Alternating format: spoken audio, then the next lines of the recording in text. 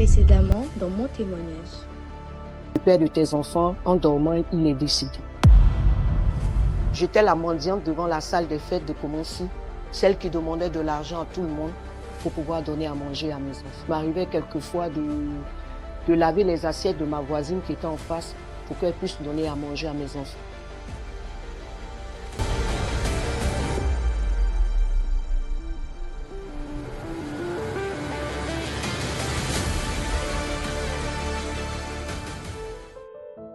Amen. Quand je suis sortie de cette relation, vous savez, dans la vie, à un moment de ta vie, tu fais le bilan toi-même, toi seul. Et au fur et à mesure, je connaissais le Seigneur, je lisais la parole de Dieu, je m'investissais beaucoup dans les choses de Dieu. Ça m'a permis de découvrir réellement la conversion réelle d'une personne. Et ça m'a donné tellement on dit que c'est dans les épreuves qu'on a des conseils, on retrouve des conseils. Aujourd'hui, si j'en parle, c'est parce que je vais exhorter les jeunes filles qui sont prêtes à se marier. Je veux dire, il n'y a pas d'âge pour se marier. Alléluia. Et de chercher la volonté de Dieu, de chercher véritablement le Seigneur, de ne pas se presser. Parce que si tu veux te marier avant le temps du Seigneur, Dieu va te pardonner, mais tu vas payer les conséquences. Moi, j'ai payé les conséquences parce que 2 enfants sont restés. Mes enfants ce mariage a été brisé au moment où ma dernière avait 8 mois et la plus grande avait 1 an, 9 mois. Je me suis retrouvée encore avec 2 enfants. Ce n'était pas facile. Il fallait que je m'en occupe. Mais heureusement que le Seigneur avait déjà commencé le ministère avec moi. Et c'est ce qui a fait que je n'ai pas trop senti. J'ai pu élever ces enfants. Et c'est de là qu'est parti ce déclic pour dire, cette affaire de mariage-là, ça suffit. Il faut que je me consacre à mon ministère, je me consacre à ma vie. Il faudrait que je prenne ma destinée entre mes mains et que je me batte pour me construire jusqu'à devenir celle que Dieu veut que je sois. C'est de là qu'est partie cette prise de conscience. C'était pas du tout facile avec tes enfants sous la main, mais quand tu as le Seigneur, quand tu as le Saint-Esprit, il te guide en toutes choses. Il te guide en toutes choses. Il met de l'ordre dans ta vie. Il te guide en toutes choses. Franchement, je suis restée pendant 10 ans seule. Église, maison, au marché. Je me suis consacrée véritablement au Seigneur. Et je veux dire à une jeune fille qui me regarde, ce qui fait aujourd'hui que beaucoup de jeunes filles ne peuvent pas attendre le temps de Dieu, les promesses de Dieu. Souvent, c'est la mauvaise compagnie. Je me suis détachée de cette compagnie. L'église, maison. Celui qui était mon ami, c'était ma Bible. J'étais tout le temps dans la présence de Dieu. J'étais tout le temps dans la présence de Dieu. Et je cherchais constamment la voix du Seigneur. J'étais tout le temps en train de chercher le Seigneur. J'étais tout le temps dans la présence de Dieu parce que j'avais compris que c'était Jésus ou rien. Et je veux dire à une jeune fille, aujourd'hui, si tu as eu des enfants, tu as eu des déboires, tu peux rebondir avec Jésus. Il a dit, il est celui qui rebâtit sur de vieilles ruines. Jésus peut repartir à zéro avec toi et faire de ta vie une reine. Je veux dire que, à quelqu'un qui me regarde, tous ces échecs que tu vis là, il faut t'asseoir à un moment et réfléchir à ta vie. Oui, nous sommes le résultat des décisions que nous prenons dans notre présent. Il faut réfléchir, il faut prendre du temps et réfléchir à ton passé, à savoir où tu vas. Parce qu'aujourd'hui, il y a des gens qui se disent « je suis chrétien » et ils vivent n'importe comment. Or, il y a des principes bibliques pour devenir celle que Dieu veut que tu sois. Je veux dire à quelqu'un, si tu veux réussir, il faudrait que tu rentres en toi-même. Et je veux dire à quelqu'un, si tu veux devenir quelqu'un pour demain, ça dépend des décisions que tu les prends maintenant. Si Dieu t'a réellement appelé au ministère, il va falloir que tu fasses un tri dans tes amitiés. Il va falloir que tu passes du temps dans la présence de Dieu. Il va falloir que tu cherches Dieu constamment. Il va falloir que tu marches avec le Seigneur dans la vérité. Tu ne peux pas être avec Dieu un pied dedans, un pied dehors. Tu dois complètement t'abandonner dans les mains du Seigneur. Parce que je veux dire à quelqu'un, en dehors de Jésus, il n'y a pas de paix. En dehors de Jésus, il n'y a pas de bénédiction que celle qui enrichit, qui n'est suivie d'aucun chagrin. Tout ce que nous voyons sur cette terre, c'est de la vanité de vanité. Sans Jésus-Christ seul, qu'on retrouve la paix. C'est en Jésus-Christ seul qu'on retrouve la dignité. Je veux dire à quelqu'un, toute chose a une fin. Toute chose a une fin. Même la beauté qu'une femme a, la beauté finit. Pas fini, elle finit. Il est temps que tu prennes conscience et que tu donnes ta vie à Dieu. J'ai rencontré une sœur qui me disait la dernière fois, j'ai rencontré cette sœur, elle me dit, maman, j'ai des enfants, est-ce que je peux rebondir? Je dis, si, tu peux rebondir, mais tout dépend de toi. Prends des décisions.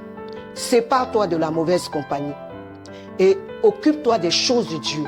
Mets-toi dans la prière et reste dans la présence de Dieu. Cherche Dieu et crée-toi des activités et mets-toi et bats-toi. Même si ton passé, la Bible dit que quand on est en Christ, on est une nouvelle créature. Les choses anciennes sont passées, toutes choses deviennent nouvelles. Ne te focalise pas sur ton passé. Tu peux rebondir. Tu peux devenir une championne. Tu peux devenir une lionne. Tu peux devenir une reine. Mais tout dépend du départ que tu vas prendre. Soit fais-toi une conception de ta vie. Dis-toi que je peux réussir, je peux me battre, je peux me construire, je peux repartir à zéro. Ne reste pas là. Et surtout, fais comme Bartimée. Bartimée n'a pas écouté la voix des hommes qui lui disaient « Tais-toi, tais-toi ». Parce que ce qui fait qu'aujourd'hui, il y a des personnes qui ne peuvent pas rebondir, c'est le fait d'écouter les on-dit, c'est le fait d'écouter leur entourage, c'est le fait de voir les autres autour d'eux. Et dis-toi que tu n'es pas en retard, parce que la montre de ta vie appartient à Dieu. C'est Dieu qui décide. Il y a des gens dans la vie, quand ils naissent, ils commencent bien et ils finissent mal.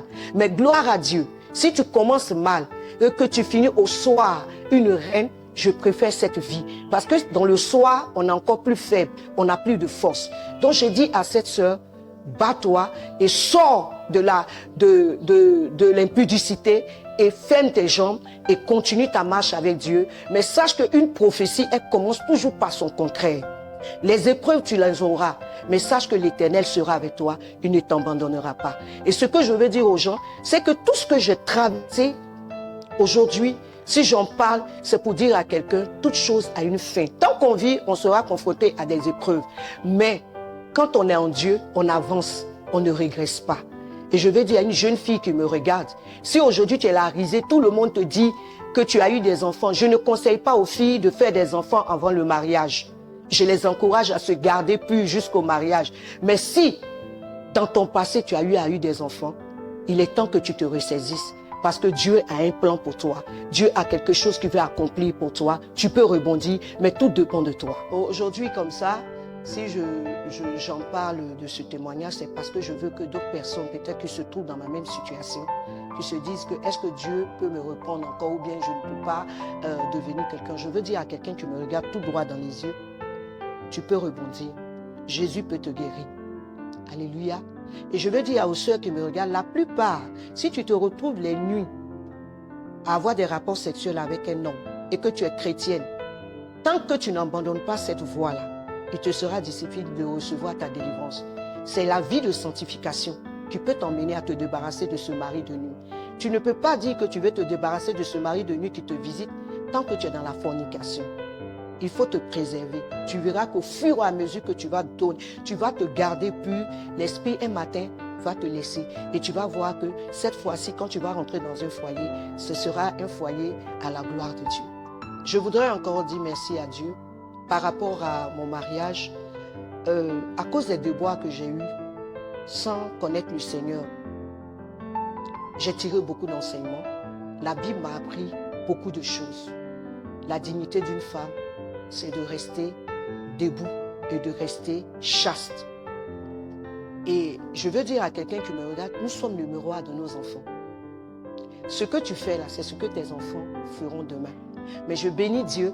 Au moment où mes enfants étaient en train de grandir, c'est là que j'ai connu le Seigneur. Donc le Seigneur, par sa grâce, m'a permis d'avoir une vie rangée, afin que mes enfants soient un modèle pour moi. Parce que dans mes prières, je dis à Dieu, avec toutes ces tragédies que j'ai vécues, toutes ces épreuves que j'ai vécues, je n'aimerais pas que mes filles puissent connaître ces difficultés. Et Dieu, par sa grâce, j'ai eu 5 filles et 2 garçons. Et Dieu m'a fait la grâce. Les 3 filles sont mariées légalement. Elles n'ont pas connu mon passé.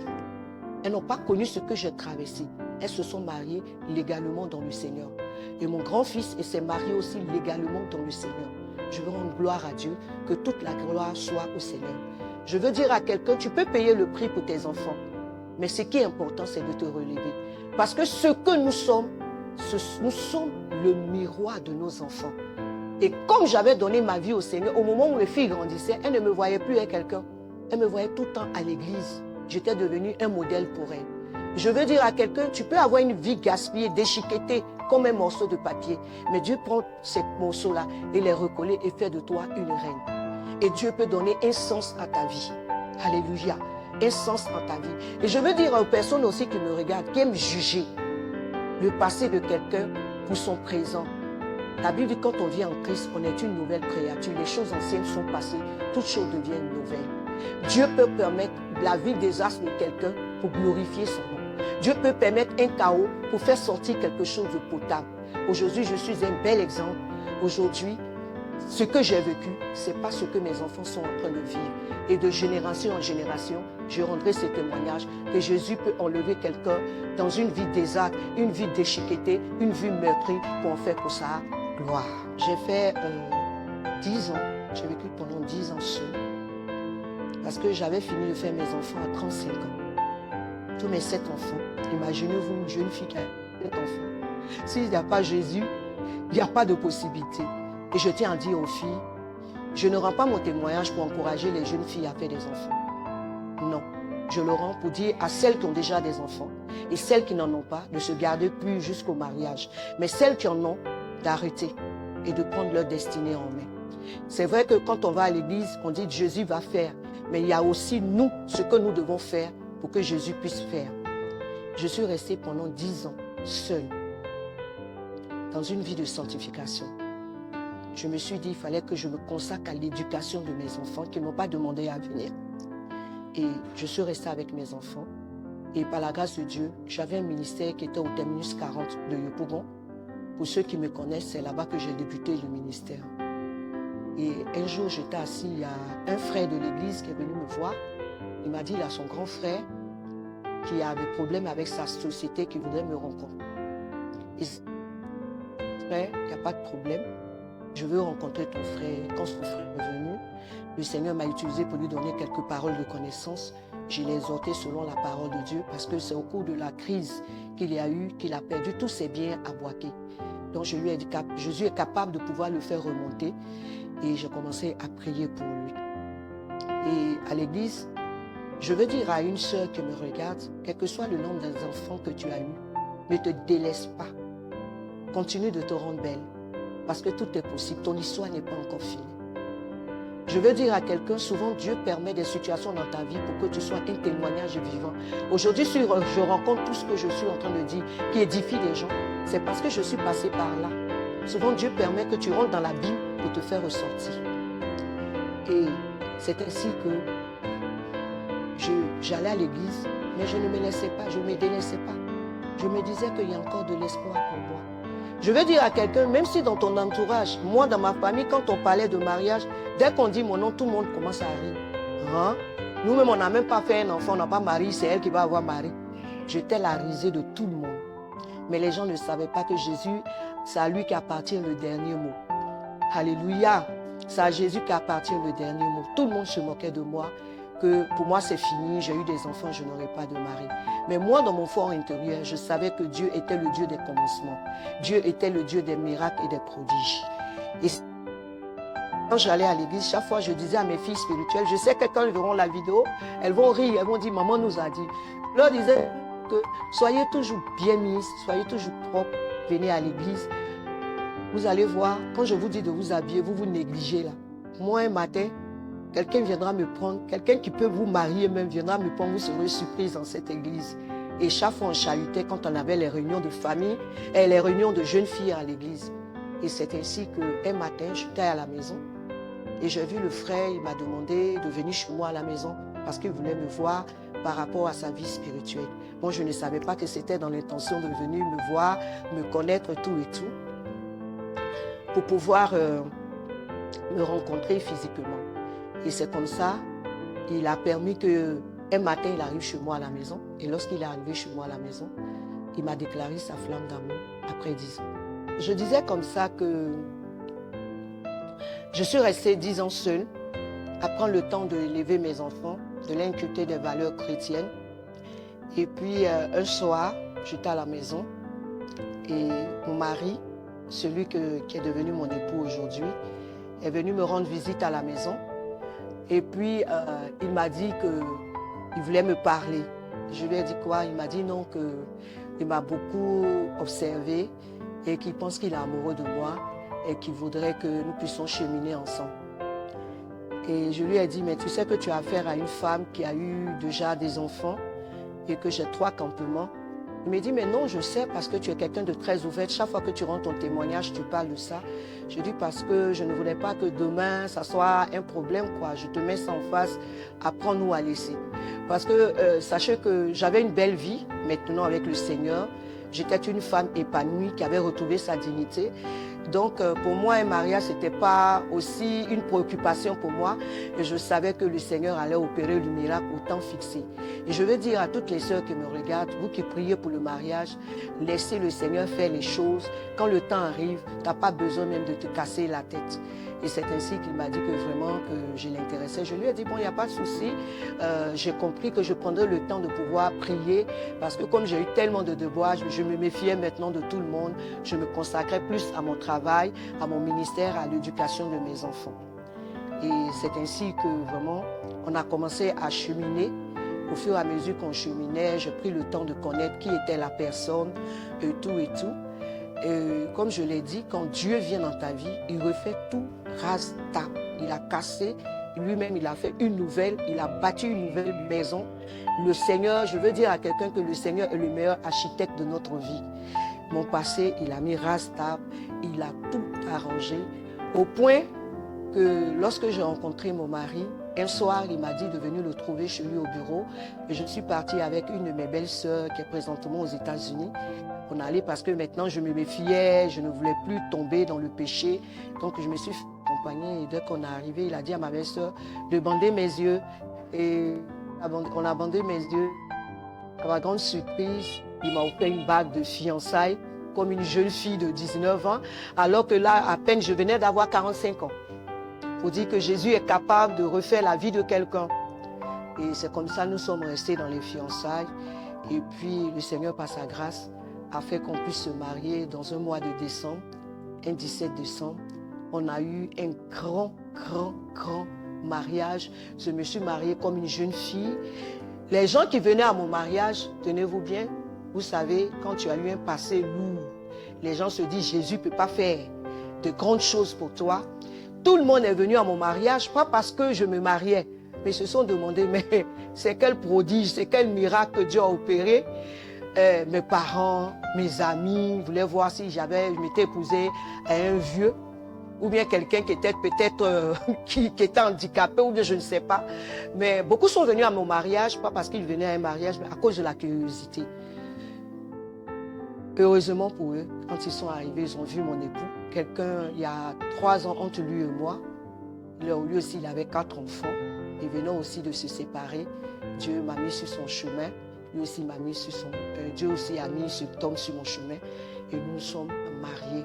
Aujourd'hui, par la grâce de Dieu, nous sommes à la 18e année de notre mariage. Ce que je peux dire aux jeunes filles, si tu te rends compte que tu vas de déboire en déboire, que tu es dans la maison du Seigneur, et que tu n'as pas encore donné ta vie à Dieu, il faut donner véritablement ta vie à Dieu.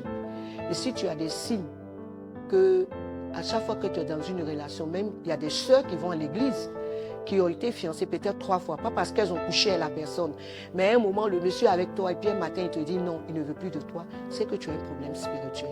Il faut chercher à ce qu'on prie pour toi, à te confier à un pasteur, à un homme de Dieu qui a un ministère de la délivrance afin de t'aider à pouvoir sortir dans ce cycle infernal de répétition, d'échec en échec. Parce que très souvent, les femmes qui ont ce genre de problème, qui vont d'échec en échec dans leur vie sentimentale, il y a toujours un problème spirituel. Souvent, c'est les maris de nuit. Et toi qui me regardes, si tu as ça, il faut chercher à faire ta délivrance. Parce que même si tu te maries, un matin, tu vas quitter le foyer. Et moi, quand j'ai été délivrée, le Seigneur a utilisé le prophète Jean-Marie Domoro, que je salue depuis les États-Unis. C'est par lui que ma délivrance a été opérée. Et quand j'ai été délivrée de cela, c'est là que je suis rentrée dans le foyer. Aujourd'hui, ça me fait 18 ans de mariage dans lequel je suis. Et je suis épanouie dans ce mariage. Et je veux dire à une sœur, ne te marie pas par beauté. Ne te marie pas parce qu'il a l'argent. Marie-toi parce que tu es convaincu que cela vient du Seigneur. Marie-toi parce que tu te sens à l'aise avec la personne. Marie-toi parce que quand tu te maries par amour et que tu te maries par amour et que la personne t'aime réellement, tu es une reine dans ton foyer. Moi aujourd'hui, je suis une femme épanouie. Il y a des gens qui me voient, j'aurai 61 ans, 19 juillet, mais je ne fais pas mon âge parce que je me suis mariée à quelqu'un qui me donne tout l'amour qu'il faut, qui me donne toute l'attitude pour faire mon ministère, qui est là pour moi, qui est prêt à tout faire pour moi. Je veux dire à une sœur qui me regarde, il n'est pas tard. C'est parce que tu n'as pas encore trouvé l'homme qu'il te faut. Donne ta vie à Jésus, consacre-toi au ministère, consacre-toi à l'œuvre à laquelle Dieu t'a appelé. Dieu te l'a comme il a fait pour moi. Et je veux dire à une sœur qui me regarde, qui a des enfants, ne te décourage pas. Je voudrais dire que j'ai parlé de mariage, mais malgré que je n'étais pas mariée et je servais le Seigneur m'a fait la grâce de contribuer à près de 120 mariages où j'ai été témoin. 120 mariages. Toute la gloire à Dieu. Pour dire que ma vie est un témoignage pour la gloire de Dieu.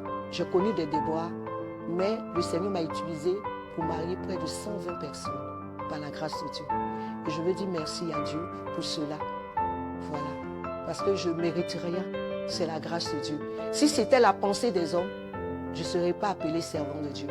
Mais Dieu prend les choses vides, les choses folles pour confondre les sages. J'ai célébré 120 mariages et toutes les personnes qui sont là peuvent témoigner. J'ai des photos où j'ai célébré des mariages aujourd'hui qui sont consolidés. Je voudrais dire à quelqu'un qui me regarde, qui a besoin de conseils, c'est celui qui est passé par une preuve. C'est celui qui a vécu quelque chose, qui a été enseigné par quelque chose qui peut guérir les autres personnes. Nous voyons les médecins là, quand ils soignent les malades, c'est parce qu'ils ont fait des études pour ça. Aujourd'hui, Dieu m'a fait la grâce d'être conseillère dans les mariages et de pouvoir enseigner des personnes. Et je veux dire au travers de là que toutes les personnes qui ont besoin de me rencontrer par rapport à mon témoignage, comment se tenir dans un foyer, comment élever des enfants de pères différents, comment élever des enfants dans un foyer recomposé. Je suis là, je suis disponible à le recevoir parce que mon mari est venu avec 4 enfants. Moi, je suis venue avec 7. Mais aujourd'hui, tous les enfants ont grandi et les derniers enfants ont grandi. Et aujourd'hui, par la grâce de Dieu, tout va bien. J'aimerais que si ces personnes pensent qu'elles veulent me rencontrer, qu'elles prennent le numéro qui va figurer en bas et chercher à me rencontrer. J'ai beaucoup à leur dire et j'ai beaucoup de conseils par la grâce de Dieu parce que je pense que jusque-là, j'ai vécu beaucoup d'expériences et qui m'ont apporté beaucoup de sagesse. Je pourrais les aider à remonter la pente et à avoir la meilleure version de leur personne. Que le Seigneur vous bénisse là où vous êtes et sachez que Dieu est capable de reconstruire la vie de quelqu'un. Même si les hommes te disent il n'y a plus d'espoir pour toi, Jésus-Christ est capable de rebondir avec toi et de construire une meilleure vie pour toi. Il a fait pour moi, il le fera pour toi. Que Dieu te bénisse là où tu te trouves. Ne te décourage pas, relève-toi là où tu es tombé. Que Dieu te bénisse.